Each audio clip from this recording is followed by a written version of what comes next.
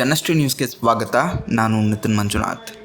ಹಾವೇರಿ ಜಿಲ್ಲೆಯ ಜಿಲ್ಲಾ ಪಂಚಾಯತ್ ಪ್ರಗತಿ ಪರಿಶೀಲನಾ ಸಭೆಯಲ್ಲಿ ಡೆಪ್ಯೂಟಿ ಸ್ಪೀಕರ್ ರುದ್ರಪ್ಪ ಲಮಾಣಿಯವರು ಭಾವುಕರಾಗಿ ಕಣ್ಣೀರು ಹಾಕಿದ ಘಟನೆ ಈಗ ಎಲ್ಲರ ಗಮನ ಸೆಳೆದಿದೆ.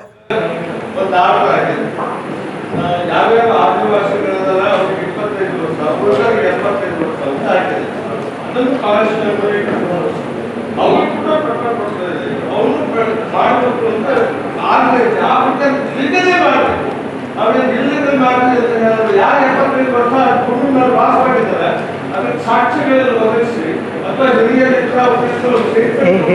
ಅವರಿಗೂ ಪಟ್ಟ ಕೊಡಬೇಕು. ನಮ್ಮ ಅದೊಂದು ಆಸೆ, ಅದೊಂದು ನಾಡು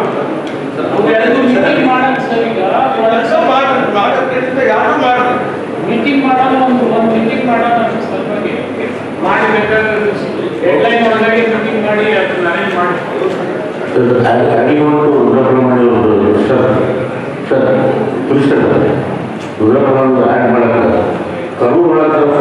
ಮೀಸಲು ಅರಣ್ಯ ಪ್ರದೇಶದ ವ್ಯಾಪ್ತಿಗೆ ಕೆಲವು ಗ್ರಾಮಗಳು ಬರುತ್ತವೆ ಎಂಬ ಕಾರಣದಿಂದ ಅರಣ್ಯ ಇಲಾಖೆ ಅಲ್ಲಿನ ನಿವಾಸಿಗಳ ಮೇಲೆ ಎಫ್ಐಆರ್ ದಾಖಲಿಸಿ ಜಾಗ ಖಾಲಿ ಮಾಡಲು ನೋಟಿಸ್ ನೀಡುತ್ತಿರುವುದು ಜನರಲ್ಲಿ ಆತಂಕವನ್ನು ಮೂಡಿಸಿದೆ.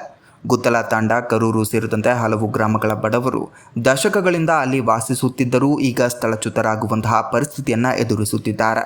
ರಾಜ್ಯದ ಸುಮಾರು 22 ಗ್ರಾಮಗಳಲ್ಲಿ ಇದೇ ರೀತಿಯ ಸಮಸ್ಯೆ ಇದೆ ಎಂದು ಹೇಳಲಾಗುತ್ತಿದ್ದು, ಸರ್ಕಾರವೇ ಹಲವು ವರ್ಷಗಳಿಂದ ವಾಸಕ್ಕೆ ಅವಕಾಶ ನೀಡಿದ್ದರೂ ಈಗ ಅರಣ್ಯ ಇಲಾಖೆ ಕ್ರಮ ಕೈಗೊಳ್ಳುತ್ತಿರುವುದನ್ನು ಲಮಾಣಿ ಪ್ರಶ್ನಿಸಿ ಬಡಜನರಿಗೆ ಹಕ್ಕುಪತ್ರ ನೀಡಬೇಕು ಹಾಗೂ ಕೇಂದ್ರ ಸರ್ಕಾರ ಮತ್ತು ಸುಪ್ರೀಂ ಕೋರ್ಟ್ ಸಹಾನುಭೂತಿಯ ನಿರ್ಧಾರವನ್ನು ಕೈಗೊಳ್ಳಬೇಕು ಎಂದು ಒತ್ತಾಯಿಸಿದ್ದಾರೆ. ವಾಸವಾಗಿದ್ದಾರೆ, ಅವರಿಗೂ ಪಟ್ಟ ಕೊಡಬೇಕು ಅಂತ ಕಾನೂನು ಮಾಡಿದರು ಮನಮೋಹನ್ ಸಿಂಗ್ ಇದ್ದಾಗ.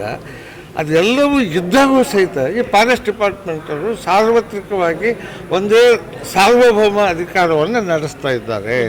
ಇದರಿಂದ ಬಹಳ ಜನರಿಗೆ ಅನ್ಯಾಯ ಆಗ್ತಾ ಇದೆ. ನಮ್ಮಂತರಿಗೆ ಈ ಪರಿಸ್ಥಿತಿ ಆದರೆ ಇನ್ನು ಇಲ್ಲದೇ ಇದ್ದಂಥ ಜನ, ಮೊನ್ನೆ ಆ ನೀಲಕಟ್ಟಿ ಅಂತ ಒಂದು ಊರಿದೆ ಶಿಗ್ಗಾಂವ್ ತಾಲೂಕಿನಲ್ಲಿ, ಅವರಿಗೆಲ್ಲ ನೋಟಿಸ್ ಕೊಟ್ಟು ಇಮಿಡಿಯೇಟ್ಲಿ ಖಾಲಿ ಮಾಡಿರಿ ಅಂತಾರೆ. ಕೋಲಾರದೊಳಗೆ ಖಾಲಿ ಮಾಡಿರಿ ಅಂತ ಹೇಳಿ ಅವ್ರನ್ನೆಲ್ಲ ಖಾಲಿ ಮಾಡ್ಸಕ್ಕೆ ಆ ಜನ ಎಲ್ಲಿಗೆ ಹೋಗ್ಬೇಕು? ಇದು ಪ್ರಜಾಪ್ರಭುತ್ವ ವ್ಯವಸ್ಥೆಯಲ್ಲಿ ನಾವೆಲ್ಲ ಇದ್ಕೊಂಡಿದ್ರು ಕೇಂದ್ರ ಸರ್ಕಾರ ಈ ಕಾನೂನನ್ನು ಸರಳ ಮಾಡಬೇಕು. ಮತ್ತು ಇಲ್ಲಿಂದ ಆರಿಸಿ ಹೋದಂಥ ಎಂಪಿಗಳು ಇವ್ರು ಏನು ಮಾಡ್ತಾ ಇದ್ದಾರೆ? ಮತ್ತು ಜನರ ಸಮಸ್ಯೆ ಎಲ್ಲ ಗುರುತಿದೆ ಅವ್ರಿಗೆ. ನಮ್ಮ ಬೊಮ್ಮಾಯಿ ಅವ್ರಿಗೆ ಗುರುತಿದೆ, ರಾಘವೇಂದ್ರ ಅವರಿಗೆ ಗುರುತಿದೆ, ಆ ಪೂಜಾರಿ ಅಂತ ಅವರಿಗೂ ನಾ ಪ್ರಶ್ನೆಯಲ್ಲಿ ಭೇಟಿಯಾಗೀನಿ. ಈ ದೇಶದ ಲೋಕಸಭಾ ಅಧ್ಯಕ್ಷರಾದಂಥ ಓಂ ಬಿರ್ಲಾ ಅವ್ರಿಗೆ ಭೇಟಿಯಾಗಿ ಹೇಳಿದ್ದೀನಿ.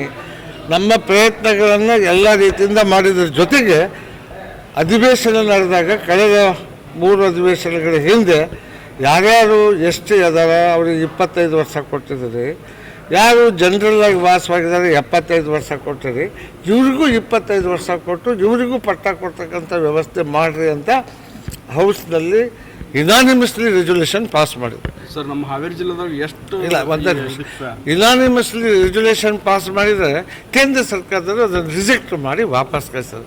ಹಾಗಾದ್ರೆ ಇದು ಜನ ಸರ್ಕಾರವೋ ಅಥವಾ ಕೇಂದ್ರ ಸರ್ಕಾರ ಮತ್ತು ಸುಪ್ರೀಂ ಕೋರ್ಟ್ ಹೇಳಿದಂತೆಯೇ ಕೇಳಬೇಕು. ಇದೇ ರೀತಿಯ ನಿರಂತರ ಅಪ್ಡೇಟ್ಗಳಿಗಾಗಿ ನೋಡ್ತಾ ಇರಿ ಜನಶ್ರೀ ನ್ಯೂಸ್.